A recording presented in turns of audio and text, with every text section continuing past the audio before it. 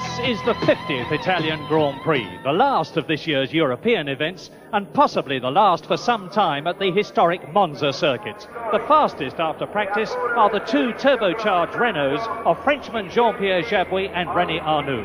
Row 2, Scheckter and Jones. Row 3, Villeneuve and Regazzoni's Saudia Williams. 24 starters, 50 laps, 180 miles. Well, Murray, it looks to me as if the two Renaults have used their power advantage to good effect on this power circuit at Monza, and they should be well up in the race, obviously, as fast as practice qualifiers. But the other interesting point is that the French tyres, as last year, seem to be very dominant, and this may be a serious problem for Lafitte in order for him to make up ground against the Renaults and the Ferraris. It could well be, and we've got 50 laps to find out, starting very shortly now. And look at Scheckter punching through, and look at Alan Jones, left very badly at the start, as Jody Scheckter blasts up to the Retificio chicane on lap 1. Scheckter leads, René Arnoux in the Renault in second position, Villeneuve, Lafitte, Regazzoni, Jabouille, and they're going through Niki Lauda and Brambilla trapped in the Alfa Romeo as Keke Rosberg gets away in the Wolf. Looking down onto the circuit as they go up to the Grand Curve. Take no numbers of the numbers in the top of your screen because they are camera positions. James Hunt, Jody Scheckter leading. Prospects? Well, that was a real world champion type start from Jody Scheckter. He looks to be really in form. And, of course, he does have an advantage over the two Renaults. Being turbocharged, they have to get boost pressure up in order to get away. And without being able to hold full throttle at the start, it's difficult for them to make good starts. But they've done pretty well, and the race will now settle. Arnoux in second position. And then Villeneuve. And if Scheckter's leading at the end of the first lap, and he will be, the crowd will go mad. Look at them in the background, waving the flags as René Arnoux goes through over the line in second position. And he's going to take Jody Scheckter, or is he? He's using all of the 600 horsepower he's reputed to have under his foot. And he's got the inside line at the Retificio, and he's through. Arnoux leads, Scheckter third, Villeneuve third, James Hunt. Well, that was a perfect demonstration of the power advantage that the Renault has with these turbocharged engines. They have their disadvantage in throttle lag with the corners, but get them on a good bit of straight like that, and they've passed everybody, which makes them awfully difficult cars to race against at Monza, because they can overtake you, but you can't overtake them. René Arnoux then leading from the two Ferraris of Scheckter, and somebody's lost it at the back very badly. Somebody has gone off the circuit and thumped the Armco very hard indeed. There is Nelson, as we look again, it's Regazzoni in the white car and Nelson Piquet in the Brabham Alfa Romeo at the Grand Curve. And Regazzoni moves across to the left as we look in slow motion, and there is Piquet. He's lost the Brabham Alfa Romeo altogether. He's slammed into the Armco. Well, it looks to me as if he must be out and all right, because the cockpit of the car isn't damaged. It must have been a huge shunt, Murray, to have broken the car in two like that. It's a very rare occurrence. But there are no ambulances and dramas. The race has not been stopped, apparently, and so I would imagine that everybody got away okay. And look at that! That's Jacques Lafitte challenging for third position and coming right up alongside Gilles Villeneuve at the Retificio. Arnoux through, Scheckter through. Villeneuve is still in third position, and Jacques Lafitte has had to drop back in fourth position. It looks as if we're in for a very interesting race now, Murray. I think the leading group don't seem to be splitting up at all, although Jabouille is dropping back a little. Arnoux may be holding up the Ferraris a little bit, but he'll be a major problem to pass because he's got so much power on the straights. He can just go at his own speed round the corners. The man, I think, to watch at the moment seems to be Lafitte. Jones, that's Alan Jones's car in the pits after that dreadful start of his. He's obviously had trouble getting away. He can't keep going. It's a question now of whether he'll come back into the race, as on lap 7, Arnoux has got Scheckter right behind him, almost tucked under his rear wing as they go into the corner.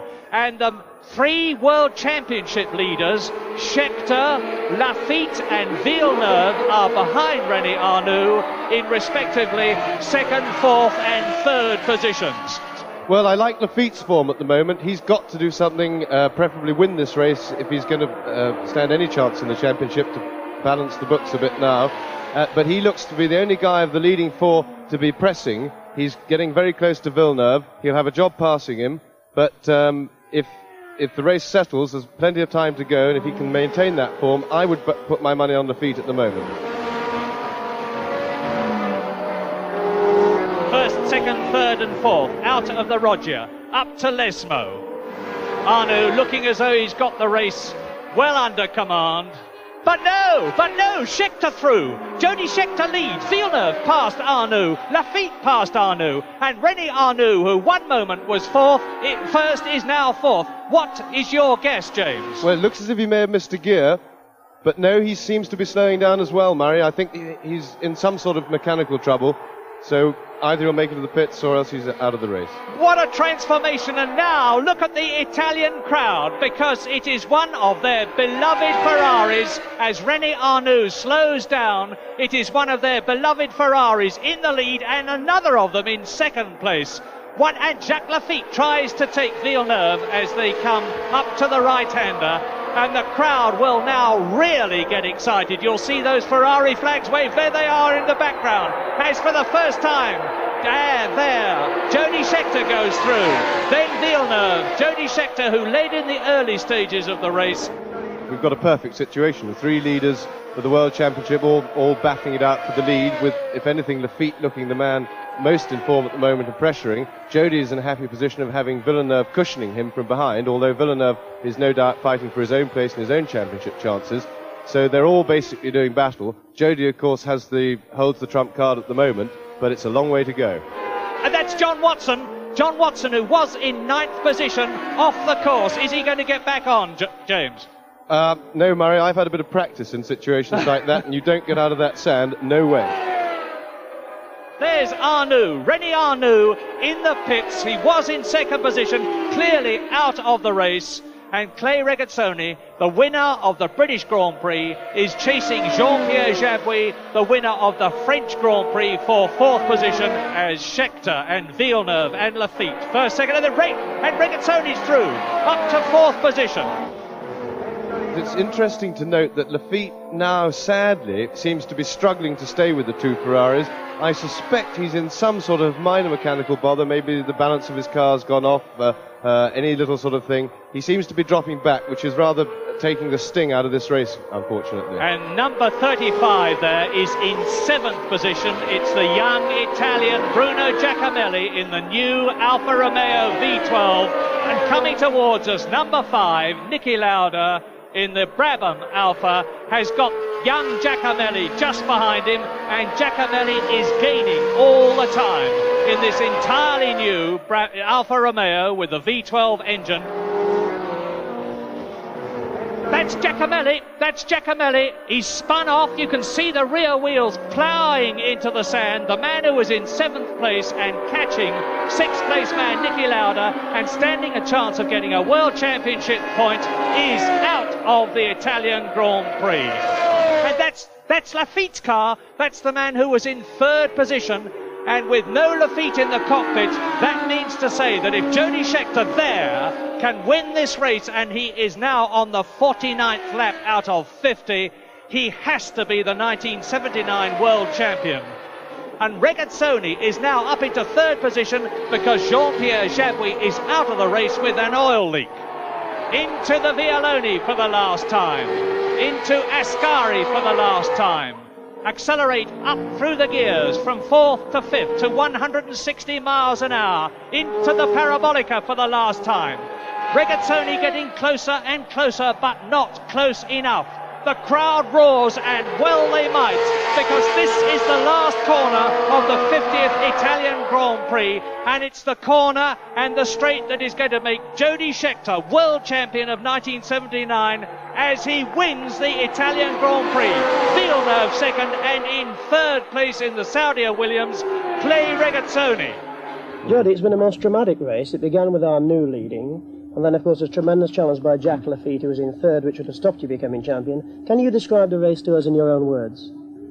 Well, I got a good start. The Renault in front of me stalled. They have a problem with the turbo starting. And I got past that, got a good start. And then Arnoux passed me on the first straight, because their speed on the straight is very, very fast. And then really I just had to stay with him. I was using his toe. My engine was getting a little bit hot, but I could see the dreaded Lafitte coming up there. I didn't quite believe it, but he was there and he was pushing Jill very hard. I could see that, and I was a bit worried at that stage. And then I think he had a little problem with his brakes, he was telling me, and he started dropping back, which was relieving. Jody, congratulations. How does it feel to be world champion? I don't think I really realize at the moment how it feels. I think when I wake up tomorrow, I'm going to realize that what's happening in the next day, but at the moment it hasn't really hit me.